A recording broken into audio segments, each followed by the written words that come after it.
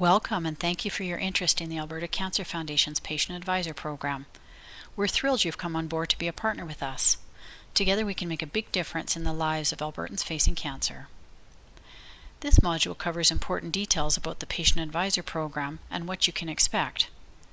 Some background on cancer care in Alberta, where the Alberta Cancer Foundation fits in, what you might do as a patient advisor, the 3 levels of advisors, what will be expected of you, how to sign up for opportunities, and at the end of the module there's a brief quiz to confirm that being a patient advisor is right for you. To understand the kinds of advisor roles you might be asked to fill means knowing a few things about the cancer care system in Alberta. It all starts between an individual and their family doctor, the moment there's a suspicion of possible cancer.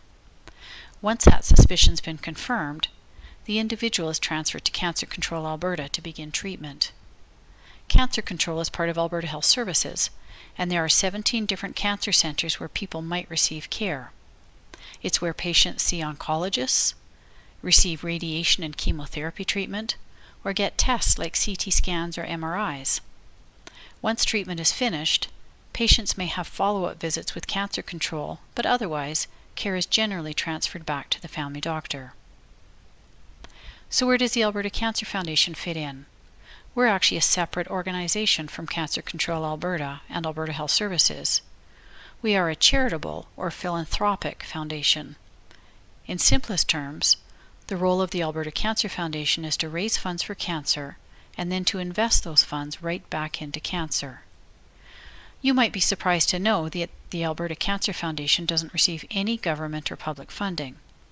Almost every dollar the foundation receives and then invests back into cancer comes from donations.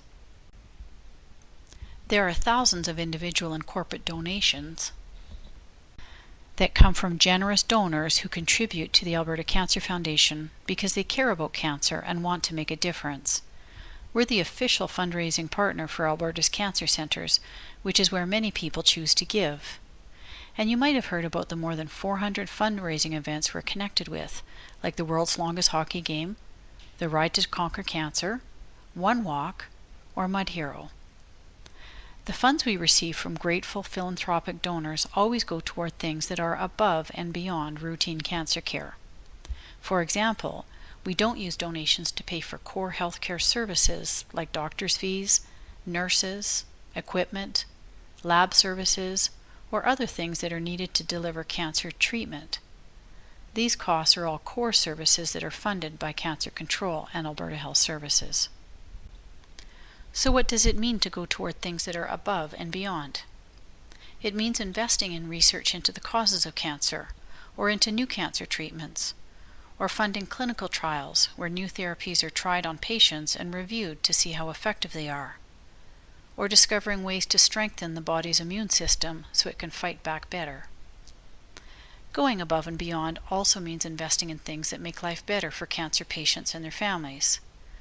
The Patient Financial Assistance Program, for example, provides emergency funds for patients who can't afford the extra costs associated with their treatment, like traveling to Edmonton or Calgary and staying in hotels. We rely on patients, families, and the staff in Alberta's cancer centres to tell us where we need to invest above and beyond to make a difference. To reach above and beyond core treatment, it means we have lots of questions for patient advisors about what matters, about what it's like to go through the cancer journey. Each person's experience is unique and personal.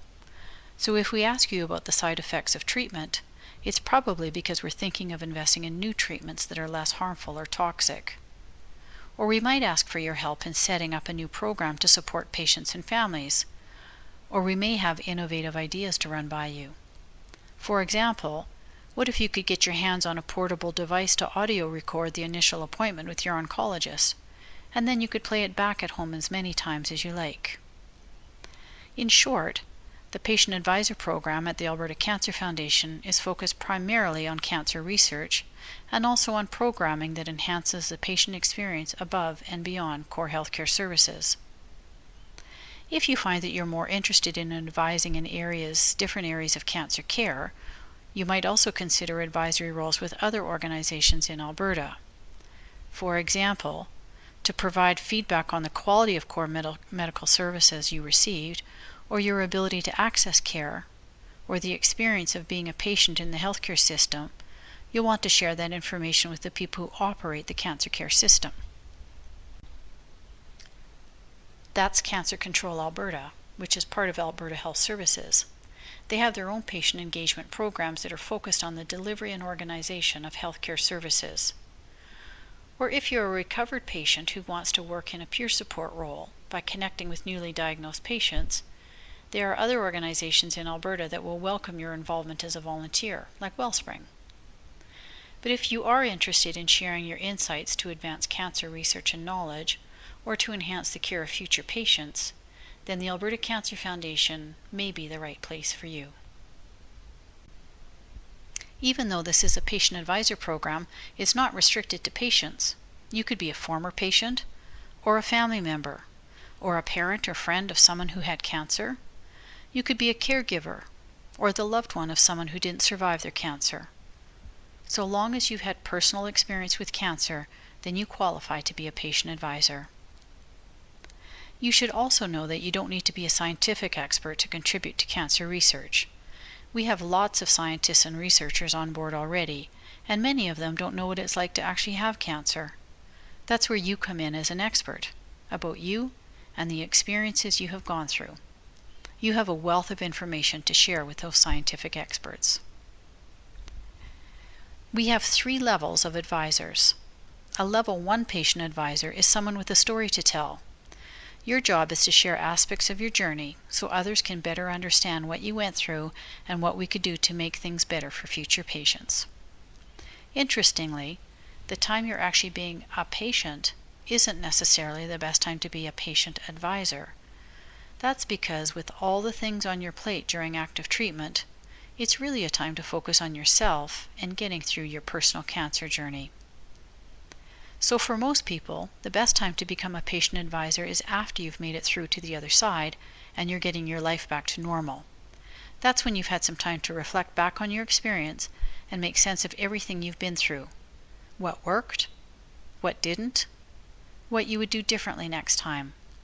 This kind of thoughtful commentary about your cancer experience has tremendous value for clinicians and researchers.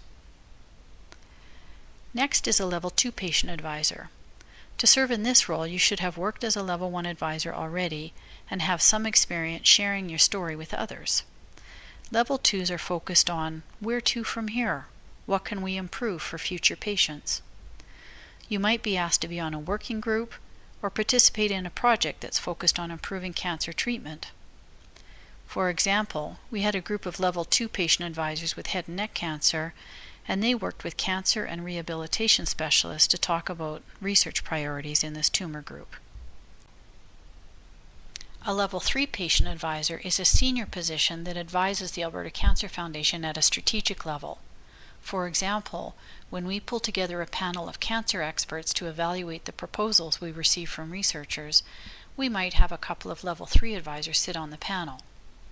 Or when we decide on Alberta's cancer investment priorities over the next several years, we might call on level 3 advisors to represent the voice of patients. So here are some things you should know about being a patient advisor. First, although your wisdom and experience are priceless, this is a volunteer position. While your contributions are highly valued, there won't be a paycheck involved. We will cover expenses such as transportation and parking fees, or travel costs if meetings are in another city or town. We may offer snacks or beverages, or even meals, depending on the assignment. We'll always let you know in advance what's being provided. In your work as a patient advisor, we may ask you to describe your cancer journey or experience. You might end up sharing information that is painful or difficult, like how hard it was to see your loved one in so much pain. Be assured that you'll never be pressured to talk about things you don't want to talk about. You are in complete control of how much or how little you share. And if you're part of a discussion or working group, but then decide it's not for you, you can leave at any time. No questions asked. We'll also respect your privacy and your confidentiality. Regardless of how much you choose to share about your journey or the impact of cancer, We'll treat you and your information with the respect and privacy you deserve. In the same vein, we'll expect you to honor the confidentiality of others too. That means it's okay to say, there was a person in our discussion who had the same procedure done as I had, because you're not revealing any names or personal information. But it's not okay to say, my boss's wife Lisa was in the focus group and she had breast cancer too, because then you'd be breaching Lisa's right to privacy. You may also have access to project documents that you'll need to keep confidential. This means not circulating materials to others or posting documents online. Sometimes we might ask you to sign a formal confidentiality agreement. Once you finish this orientation module and the quiz that follows, you'll be asked to participate in a brief phone interview. Then you'll be assigned to one of the patient advisor levels. Most people will start out as a level 1. After that, you'll receive access to the Secure Online Opportunities portal on the Alberta Cancer Foundation website. There, you'll see a list of all the roles that are currently available. You can check the portal as often as you wish, and you can sign up for any opportunities that interest you. Some will be filled on a first-come, first-served basis, while others may have selection criteria. Each opportunity will have a full description so you'll be able to tell what advisor qualities and interests we're looking for, the types of cancer we're focusing on, what the role involves, the time commitment, and how long the assignment will run. For example, it could be a one-time meeting, or it could mean working on a project team for 6 months. We'll also email you information about new opportunities based on the background information you provided when you first applied to become a patient advisor. Now it's time for a brief quiz to confirm that you're still interested and you understand what being a patient advisor is all about. Just click on the link to start the quiz. It should take less than 10 minutes. And thank you once again for helping to make life better for Albertans facing cancer. You are the expert we've been waiting for.